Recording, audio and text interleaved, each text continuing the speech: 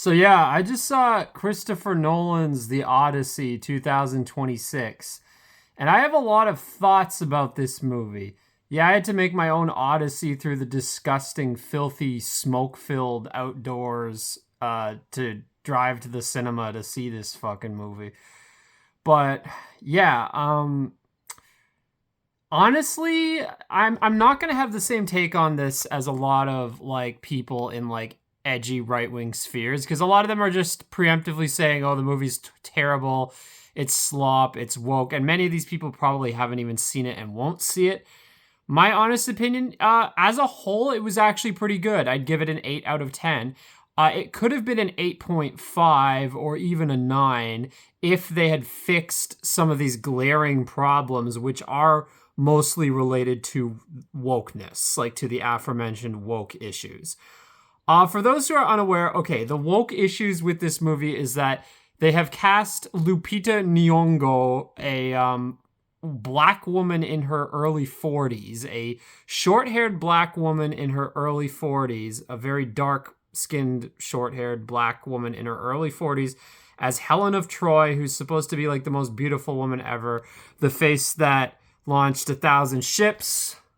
I mean, in the 2004 film Troy, they had Helen Kruger playing, sorry, not Diane Kruger playing Helen of Troy. And in my opinion, that was a much better casting choice, like looks wise, like incomparably so, not to mention historical accuracy wise. Like the idea, like just randomly inserting like basically black and like dark brown people into ancient Greece where they clearly, it's just clearly historically inaccurate to have them there. Like that's the main issue, the casting. There's also the casting of Elliot Page, former known as Ellen Page, an actress who became an actor. Yes, a woman who became a man in a masculine role. And the funny thing is, I don't know, like I mean, does it make me like somewhere on the LGBT spectrum if I admit that um I used to be very attracted to this man back when he was a woman? I don't know. But yeah, Ellen Page was gorgeous back in the day, but like fuck, like bruh. I mean, I get that aging sucks for everyone, women in particular in terms of like like being self-conscious of their looks, but is that the way to go about it? I don't know. But anyway, my point is, okay, there's the aforementioned woke issues. Like you have Lupita Nyong'o, Zendaya, and several other black or dark brown actors, actresses in various roles in this film.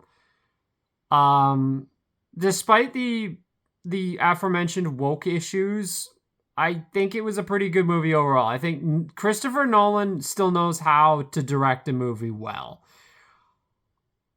I will say the strongest elements of this film, the cinematography is great, the music is great. Although, as per usual, one of my biggest issues with Nolan is that he's really bad with inconsistent volume. Some of the scenes are just way too loud, and other scenes are like sometimes the dialogue is hard to understand.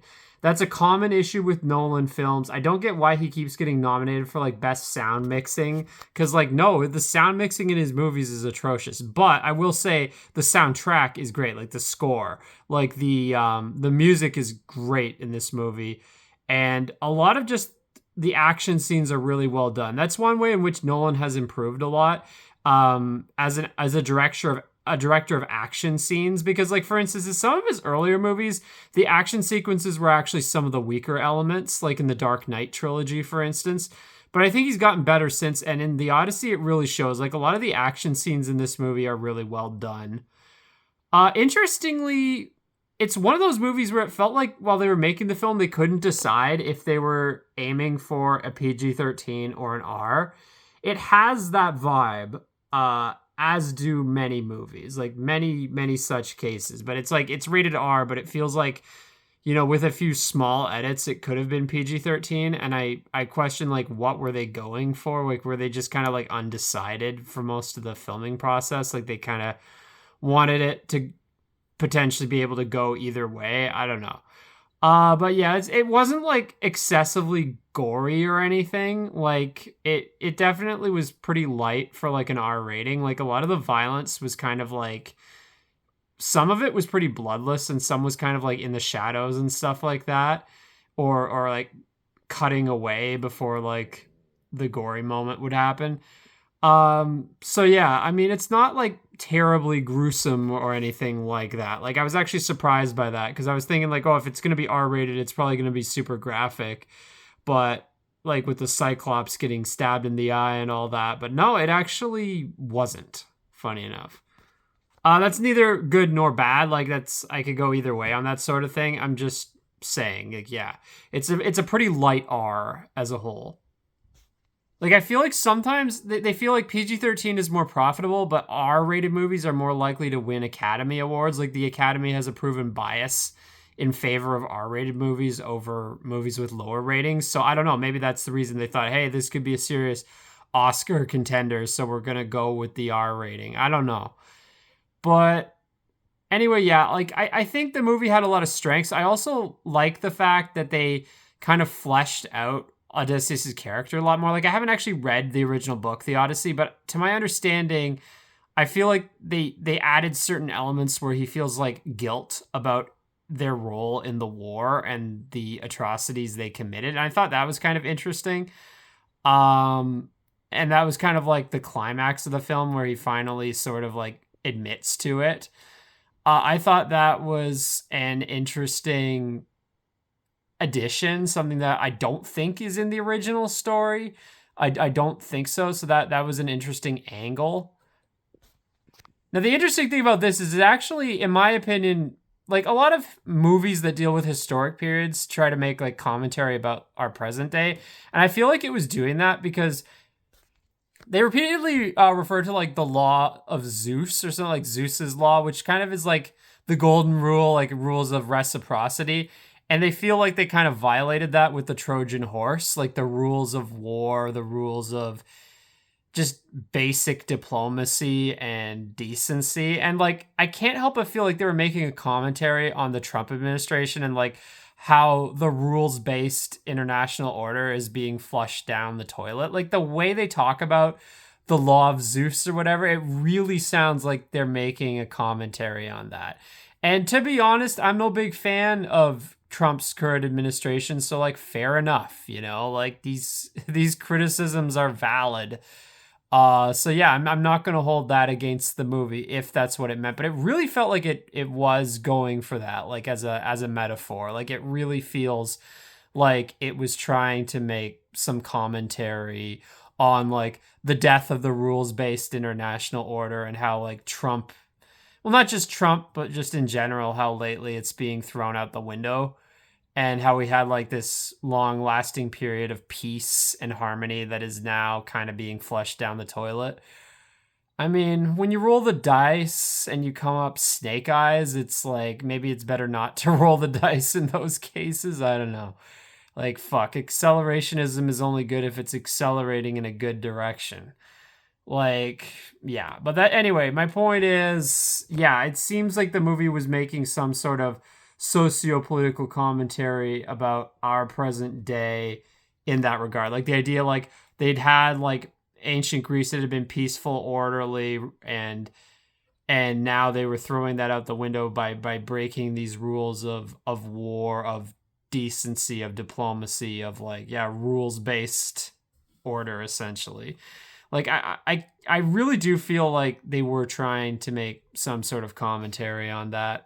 Like I know a lot of people make fun of the phrase rules-based international order, but ask yourselves, is the current are things getting better now or are they getting worse? Is the vibes-based international order any better than the rules-based international order was, or is it like basically the same problems but with added new problems? Like meet the new boss, same as the old boss, but worse. Yeah. But anyway, I digress. So getting into like honestly, I thought overall it was pretty good. Like as with many Nolan movies, it's kind of a bit boring toward the beginning, but it gets better as it goes on.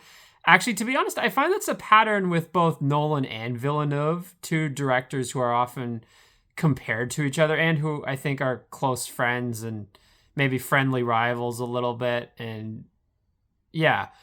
But yeah, I've noticed that like their movies are often a bit slower in the first act, but it's partly because a lot of the first act is like set up for later on. Like a lot of it's kind of like setup, exposition, preamble, what have you. Like that's basically why the first acts of these movies I think are often like the slowest part. But that's not as big a criticism. Like maybe it could have been trimmed a little bit here and there, but being a little bit boring at parts is not the biggest problem of the movie. Like it definitely gets less boring as it goes on. But yeah, toward the beginning it does drag a bit at parts. I think though the bigger problems with the movie are the aforementioned woke issues. The first like minute or two of the movie is the worst part, just for that and in general. I could understand why somebody just starting to watch this movie would want to just walk out of the theater or stop watching it because like right at the beginning, because the beginning of the movie is absolutely fucking terrible.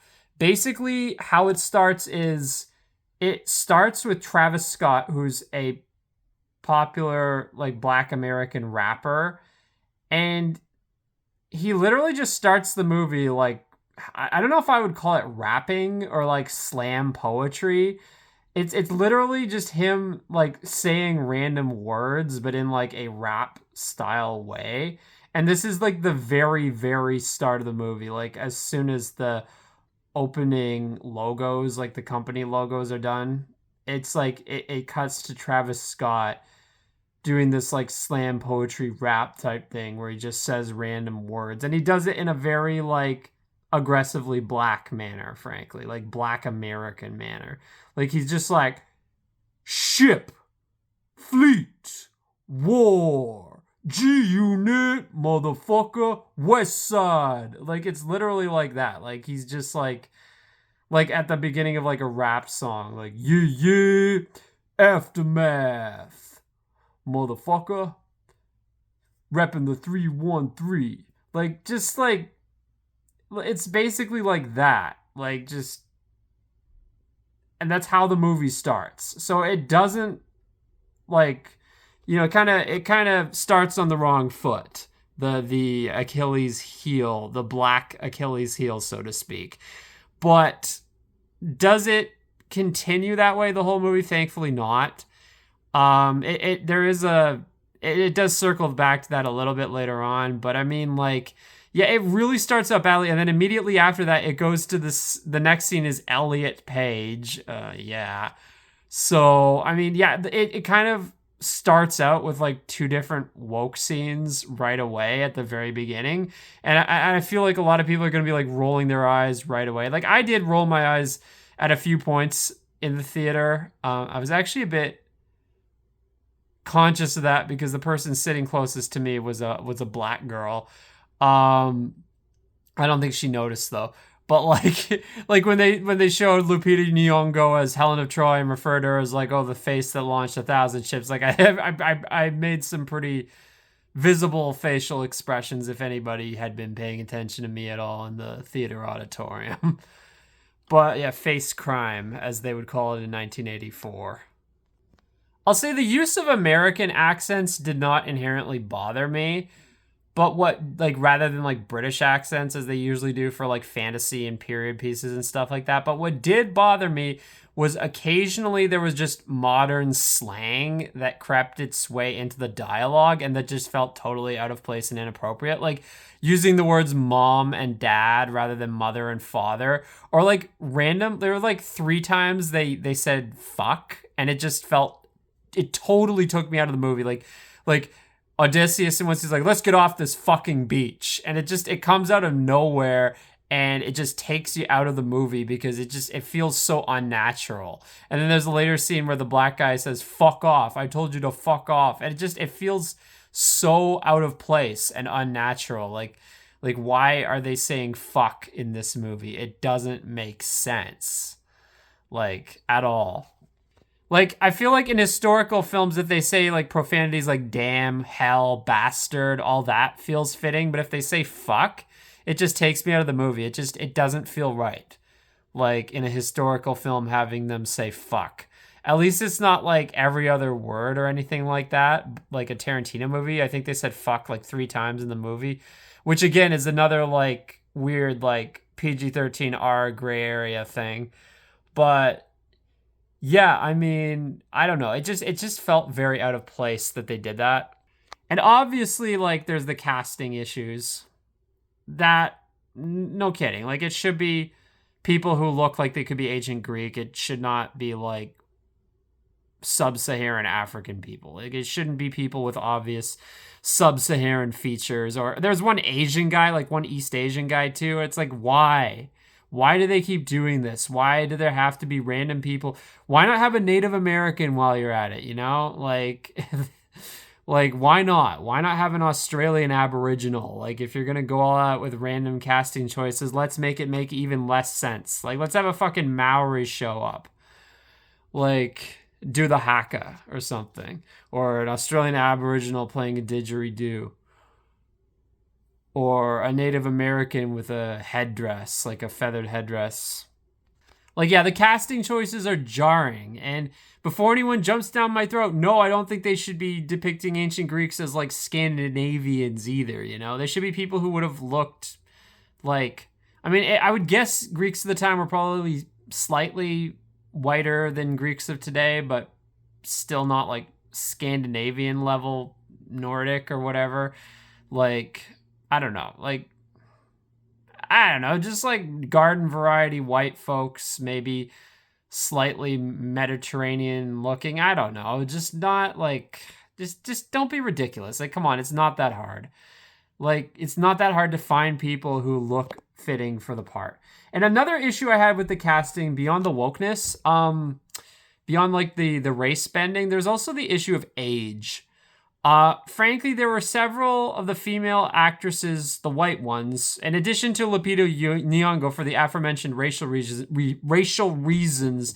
There's also the age reason, and frankly, same for Anne Hathaway and Charlize Theron. They both felt a bit miscast simply because they just felt a bit too old, like in the sense that like I was getting the impression they're both supposed to be like very beautiful women, and like yes, but they're also, you know, getting kind of into middle age or well into middle age, and it's like is yeah, I don't know. I maybe Matt Odysseus could have been a bit younger too. I don't know. Like it's just like this. Obviously, the suitors are after the queen because she's the queen, like for power. But at the same time, it's also supposed to be implied that like they're really horny for her. They want to get in her pants. And like Anne Hathaway, I think she's like in her 40s now. 40s maybe. I don't know exactly how old she is, but I'm just saying like she you know, I mean, I'm not trying to sound like mean. I don't want to like belittle someone for their physical appearance, but it's like, yes, I mean, she looks her age, which is fine. You know, it's fine to look your age, but like, I feel like if somebody's being cast in a role where it's like being young and beautiful is a big part of the role, it's like, okay, maybe it should be somebody more, you know, a bit younger. I'm just saying, you know, I'm just saying. So, and again, like same with, I don't know, with Charlize Theron as Calypso, that one might have been a bit more okay because I guess her physical appearance isn't as important. Like I guess I always picture like Greek or Roman gods as being young and beautiful and whatever. And I mean, yeah, Charlize Theron's a very beautiful woman, but like, yes, I mean, as with everyone, nearly everyone, except like Nicole Kidman, like, you know, but when people reach their like 40s or 50s, they do tend to like, you know, show it a bit. I mean, even Nicole Kidman's showing it a bit now, but I mean, damn, she was looking like damn fine well into like her late 40s. But yeah, I mean, my point is like, I'm not trying to like objectify people here and being like, oh, your physical appearance is the only thing that matters. But I do think like in a movie, when you're in a role where your physical appearance is a major part of it, like granted, okay, like it's more debatable with Calypso, but I'd say definitely in the case of the Queen, like I think somebody younger would have been more fitting for the role. And especially obviously Helen of Troy for multiple reasons, as I mentioned. Like again, this is the kind of thing it's hard to talk about without sounding like a total asshole. Cause like I'm fully cognizant, like I'm aging too. Okay.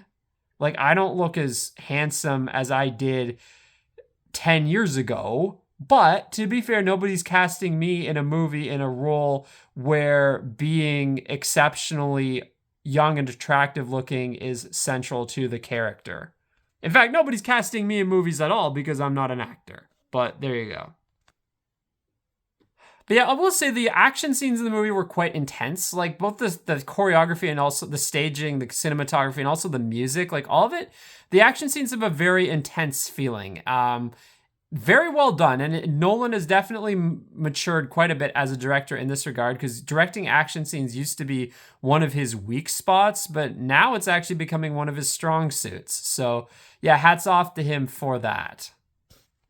But yeah, I guess those are my thoughts on the movie. I give it like an 8 out of 10 overall. It could have been like an 8.5 or even a 9 if they had dealt with, if they had just not made certain bad casting decisions and like not had that stupid rap slam poetry, whatever the fuck you'd call it thing, and not have some of the like distracting modern dialogue here and there. Like if they had just fixed some of those problems, it would have been a lot better.